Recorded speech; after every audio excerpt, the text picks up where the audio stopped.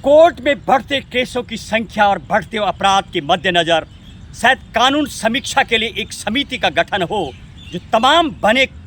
कानून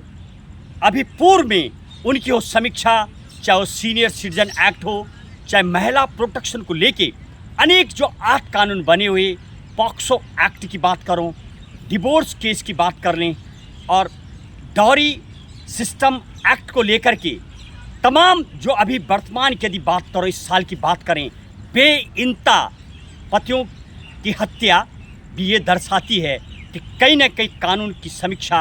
हो और समीक्षा समिति का हो गठन, जिसमें प्रशासन, सामाजिक के लोग,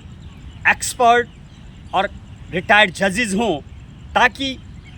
आखिर पता लगाया जाए जिस तरीके से पतियों की बेइंता हत्या का कारण ये भी हो सकता है कहीं ना कहीं शायद जो डिवोर्स केस जब फाइल किया जाता है तो कई सालों लग जाते हैं सही उस निर्णय पर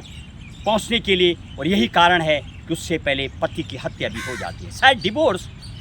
केस यदि आसान हो तो कहीं ना कहीं शायद यदि वो रहना नहीं चाहते हैं एक दूसरे के साथ तो आसानी, थोड़ा फ्लेक्सिबिलिटी यदि बने तो शायद इस तरीके जो हत्याएं देखने को मिल रही हैं उनमें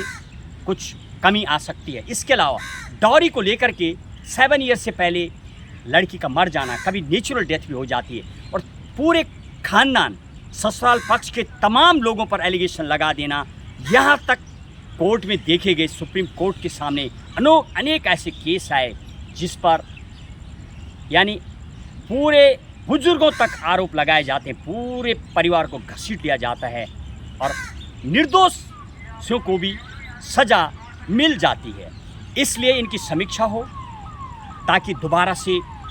इन कानून में व्यवस्था बने। सीनियर सिटीजन एक्ट की यदि मैं बात करूं तो उसमें भी मानो ऐसा लगता है कि जब रिटायर्ड आते हैं बुजुर्ग लोग तो बार बार उनकी टकरार चालू हो जाती है। सीनियर सिटीजन एक्ट आपको पावर देता है कि आप प्रॉपर्टी किसी को भी दे सकते हैं, लेकिन आपका जब बेटा और बहू होते हैं वहीं कॉन्ट्रास्ट चालू हो जाता है। तो कहीं ना कहीं ऐसा लगता है कि मानो एक्ट भी जो बना हुआ है कहीं वो तो